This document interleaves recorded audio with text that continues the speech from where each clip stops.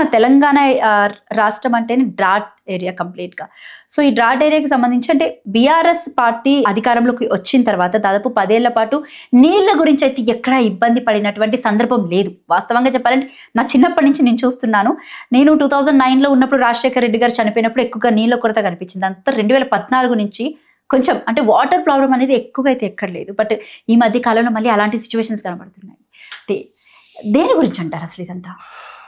ఒకసారి మనం వెనక్కి వెళ్ళి చూసినట్టయితే 2014 కంటే ముందు ఖైరతాబాద్లో రాజీవ్ గాంధీ విగ్రహం ముందు కాళీకుండల ప్రదర్శన పెట్టేవాళ్ళు. ప్రతి సంవత్సరం ఆ కాళీకుండలతోనే స్లమ్ పీపుల్ కానీ కొంత లేబర్ ఫ్యామిలీస్ కానీ వీళ్ళందరినీ పి జనార్దన్ రెడ్డి స్టార్ట్ చేశాడు ఇది కాళీకుండల ప్రదర్శన. సో ఆయన అప్పుడున్న తెలుగుదేశం ప్రభుత్వ కాలంలో చాలా దుర్భిక్ష పరిస్థితులు ఉండేది. అప్పుడు తాగునీటికి బాగా ఇబ్బంది పడేవాళ్ళు. 3-4 రోజులకు ఒకసారి నీళ్ళు వచ్చేది నల్లాలలో, అది కూడా ఒక గంట ఇచ్చేవాళ్ళు. అయితే ఆ రోజుల్లో కనీసం కొంత బోర్వెల్స్లలో వాటర్ ఉండేది. అయితే రాను రాను ఏమైంది, మొత్తం బోర్లు అన్నీ కూడా ఎండిపోయినాయి. అక్కడో ఇక్కడో కొద్దిగా నీళ్ళు ఉన్నాయంటే ఈ ట్యాంకర్స్ ద్వారా మొత్తం ఖాళీ చేసేసారు. తర్వాత గ్రౌండ్ వాటర్ రీఛార్జ్ అనేది హైదరాబాద్ సిటీలో కొంత కష్టం, ఎందుకంటే మొత్తం చెరువులన్నీ పొల్యూటెడ్. ఇప్పుడు మిషన్ కాకతీయ లాగా ఆ చెరువులలో పూటిగా తీసామనుకో పొల్యూషన్ మొత్తం వ్యర్థ పదార్థాలతో నింపేశారు. పారిశ్రామిక వ్యర్థ పదార్థాలు, భయంకరమైన కెమికల్స్, అవి గ్రౌండ్ వాటర్లో కలిసినట్టయితే మొత్తం ఆరోగ్యాలు పాడవుతాయి. కాబట్టి ఇక్కడ అటువంటి పూడిగా తీసే కార్యక్రమాలు కానీ ఇట్లాంటివి ఏమి ఉండవు హైదరాబాద్ సిటీలో. తీస్తే మొత్తం గ్రౌండ్ వాటర్ పొల్యూట్ అవుతుంది. కాబట్టి గ్రౌండ్ వాటర్ మీద డిపెండ్ అయ్యే పరిస్థితి లేదు. ఇంకోటి 2/3 హైదరాబాద్ రాక్ మీద ఉంది, రాళ్ళ మీద బిల్డ్ అయింది. ఆ రాళ్ళల్లో ఎంత దూరం పోయినా కూడా నీళ్లు పడే అవకాశం ఉండదు. కాబట్టి అప్పుడున్న బోర్ల సపోర్ట్ కూడా లేదు. ఇప్పుడు రాను రాను ఏమైందంటే కృష్ణవాడ ఫస్ట్ మనకు ఒకసారి వెనక్కి వెళ్ళి చూస్తే 1930 ఆ ప్రాంతం నాటికి మనకు 2 మెయిన్ చెరువులు ఉండేది. ఒకటి మీరాలం మండి, రెండవదేమో హుస్సేన్ సాగర్. హుస్సేన్ సాగర్ ఏమో 1591 నాటికి కుతుబ్ షాహీల పీరియడ్ కాలంలోనే ఇబ్రాహీం వాళ్ళకు సంబంధించిన బంధువు ఒక ఆయన కట్టించాడు. ఆయన గుల్బర్గాలో ఎక్కడనో ఉండేవాడు. ఆయనే తన పేరు నిలబడాలని చెప్పేసి హుస్సేన్ సాగర్ కట్టించాడు. ఇక్కడనేమో మీరాలం మండి సంబంధించింది, మీరాలం మండి కాదు, మీరాలం చెరువు. మీరాలం చెరువు మీర్ ఆలం అనే ఆయన ఏంటంటే ప్రధానమంత్రిగా ఉండేవాడు, ప్రధానమంత్రి సైనికాధికారి. ఈ సైనికాధికారిగా ఉన్న టైంలో ఈ నిజాం బ్రిటిష్ వాళ్ళతోని ఉన్న ఒప్పందం ప్రకారము మైసూర్ రాజు మీదకి టిప్పు సుల్తాన్ మీదకి యుద్ధానికి పోయాడు. పోయినప్పుడు ఇతని ఆధ్వర్యంలోనే ఆ సైన్యం అంతా కూడా యుద్ధాన్ని గెలిచింది. గెలిచినందుకు కానుక కింద కొంత ఏరియాను తర్వాత డబ్బులను పెద్ద మొత్తము మీరాలం గారికి ఆ రోజు బ్రిటిష్ ప్రభుత్వం ఇచ్చింది. ఆ ఇచ్చిన నజరానాలతోని 10 మందికి ఉపయోగపడే పని చేయాలని చెప్పేసి ఈ ముస్లింలలో అది ఎక్కువ ఉంటుంది కొంచెం. ఆయన డబ్బునంతా కూడా మీరాలం చెరువు కోసం ఖర్చు పెట్టాడు. ఆయన పేరు మీద మీరాలం చెరువు ఉండేది. ఈ 2 మంచినీటి వనరులమ్మ, మీరాలం చెరువు. మీరాలం ఎక్కడుంది తెలుసా? మన జూ పార్క్ పక్కన ఉంటుంది, అటు వైపు రాజేంద్ర నగర్. ఇక్కడనేమో హుస్సేన్ సాగర్. 1930 దాకా ఈ 2 మనకు ఆధారం. అప్పుడు ఎంత జనాభా? 4 లక్షలు. అయితే ఎప్పుడైతే జనాభా పెరగడం మొదలైందో సరిపోతలేవు అవి 2. అందుకని ఆనాడు విశ్వేశ్వరయ్య వరదలను తగ్గించడానికి ఎట్లయితే గండిపేట ఉన్ను హిమాయత్ సాగర్ 2 తవ్వారు. ఉస్మాన్ సాగర్ అంటారు గండిపేటను, హిమాయత్ సాగర్ ఏమో రాజేంద్ర నగర్లో ఉంది. ఇవి 2 కంప్లీట్ అయ్యే వరకు మనకు 1930 వచ్చింది. 30 వచ్చినాక వాటి మీద డిపెండ్ కావడం మొదలైంది. సరే, అప్పుడు అనంతగిరి కొండల్లో నుంచి వరద బాగుండేది. ఈసా నది, మూసా నది అని 2 నదులు. మూసా నదినేమో గండిపేటకు అనుసంధానమైంది, ఈసా నది ఏమో హిమాయత్ సాగర్కి అనుసంధానమైంది. అవి ఒక 4-5 టీఎంసీల నీళ్ళు అందుబాటులోకి వచ్చినాయి. వచ్చిన తర్వాత ఈ నీళ్లతోని ఆ రోజు ఉన్న జనాభాకు ఈ హైదరాబాద్ మంచినీటి వ్యవస్థ బ్రహ్మాండంగా ఉండేది. రాను రాను ఏమైంది, హుస్సేన్ సాగర్ చుట్టూ పారిశ్రామిక వాడలు వచ్చినాయి. నిజాం కాలంలోనే ఇండస్ట్రియలైజేషన్ స్టార్ట్ అయింది. ఈ పారిశ్రామిక వాడలతోని వ్యర్థ పదార్థాలన్నీ రావడం వల్ల ఈ మెల్లమెల్లగా హుస్సేన్ సాగర్ నీళ్లు పొల్యూట్ అయిపోయి చాలా కాలం వరకు ఏంటంటే ఇక అది మంచినీటి వనరుగా ఉన్నది. 400 సంవత్సరాలు మంచినీళ్ళు ఇచ్చిన చెరువు ఇంకా అది వాడడం మానేశారు. 1978లో నేను అప్పుడు ఇక్కడ చదువుకుంటున్నా హైదరాబాద్లో యూనివర్సిటీలో. హుస్సేన్ సాగర్లో ఒక్క రాత్రి మొత్తం చేపలన్నీ నీళ్ళ మీద తేలినాయి, కొన్ని లక్షల చేపలు. ఎందుకు అలాంటి పరిస్థితి వచ్చిందంటారు? హుస్సేన్ సాగర్కు ఒక నాలా ఉంటుంది, 2 నాలాలు. షేక్పేట్ నాలా అనేది ఒకటి ఉంటుంది.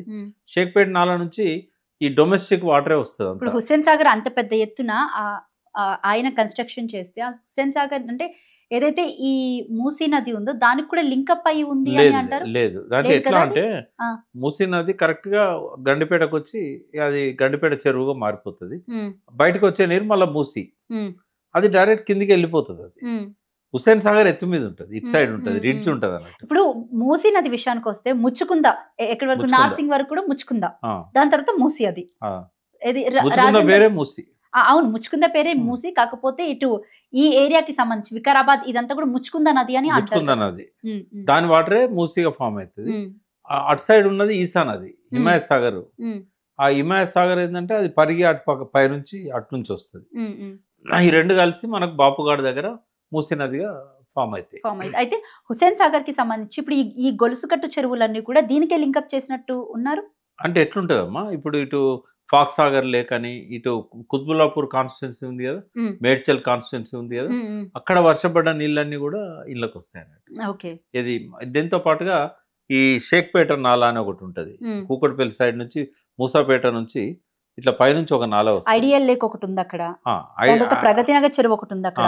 అయితే ఇవి రెండు దిక్కుల నుంచి కూడా ఉమ్, ఈ షేక్పేట నాలా అండ్ సనత్ నగర్ నాలా, ఈ ఇప్పుడు మీరు అన్న ఐడియల్ లేక్, ఉమ్. కూకట్పల్లి ఇదంతా కూడా సనత్ నగర్ నాలా ద్వారా వస్తాయి. సనత్ నగర్ లాలా అంటే ఇక్కడ ఇండస్ట్రియల్ ఏరియాలోనే ఒక పెద్ద ఆ. పురాతనమైన నాలా ఒకటి ఉంది. ఆ నాలే, ఆ Okay. నాల మనకి ఎక్కడ తగులుతుంటే బేగంపేట రైల్వే స్టేషన్ దగ్గర కలుస్తుంది. క్రాస్ అవుతుంది కదా. అవును అవును. అయితే ఆ నాల బాగా కెమికల్స్ తీసుకొచ్చింది. ఉమ్, రాత్రికి రాత్రి అందులో వ్యర్థ పదార్థాలు, పారిశ్రామిక వ్యర్థ జలాలు ఇవన్నీ కూడా అందులోకి వదిలేస్తారు. అంటే వీటికి ఎందుకు డ్రైనేజ్ సిస్టమ్ ని కూడా కనెక్ట్ చేశారు మరి? డ్రైనేజ్ సిస్టమ్ ను హుస్సేన్ సాగర్ కి ఎందుకు కనెక్ట్ చేశారంటే నదుల మీద, చెరువుల మీద ఉమ్, ఆనాటి పాలకులకు అవగాహన లేదు. ఉమ్, దానివల్ల ఏమైందంటే ఇండస్ట్రియలైజేషన్ కంటే ముందు డొమెస్టిక్కే వచ్చేది, ఉమ్, ఉమ్, బట్ అంత హార్మ్ఫుల్ కాదు అవి. కొంత ఉండేది ఈకోలై బ్యాక్టీరియా ఇట్లాంటివన్నీ మోషన్స్లలో ఉంటాయి.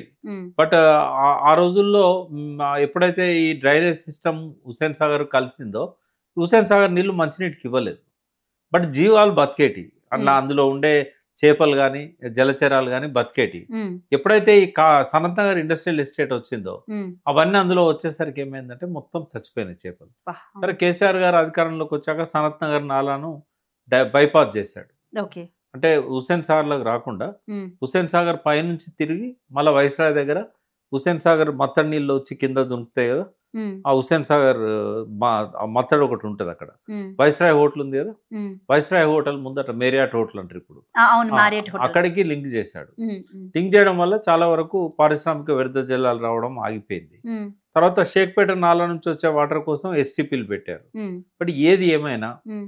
అలా ఇప్పటికి కూడా ఒక జీవం బతికే అవకాశమే లేదు. హుస్సేన్ సాగర్. మనం ఎంత ప్రయత్నాలు చేసినా, ఎన్ని వందల కోట్లు ఖర్చు అయినా ఈపీటీఆర్ఐ వాళ్ళు కంటిన్యూగా దాన్ని ప్యూరిఫై చేస్తూనే ఉన్నారు.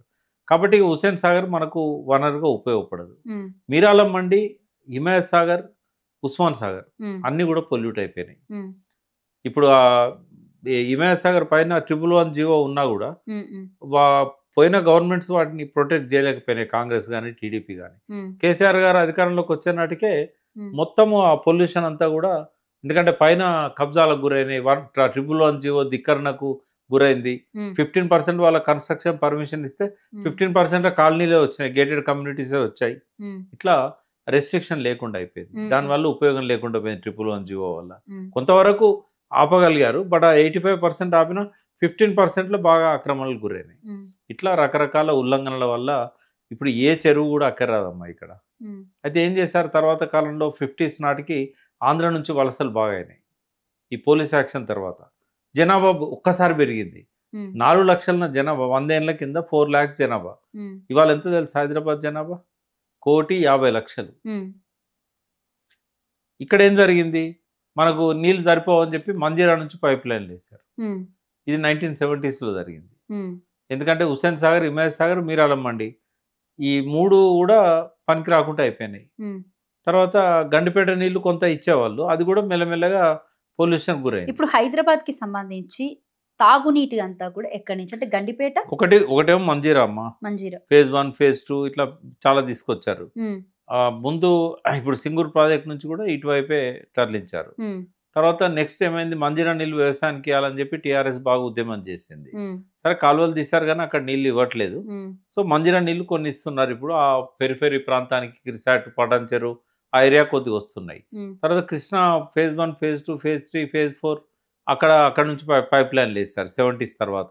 మంజీరా అయిపోయిన తర్వాత సరిపోతలేవు అని అన్న తర్వాత మనకి ఇటు నుంచి తీసుకొచ్చారు. ఇప్పుడు అవి కూడా సరిపోతలేవు అని 2000లో మళ్ళీ గోదావరి నుంచి పైప్ లైన్ నిర్మాణం రాజశేఖర రెడ్డి గారి పీరియడ్లో ఎల్లంపల్లి వాటర్ను డైరెక్ట్ పైప్ లైన్ ద్వారా తీసుకొచ్చి ఇక్కడ ఇవ్వాలనేది.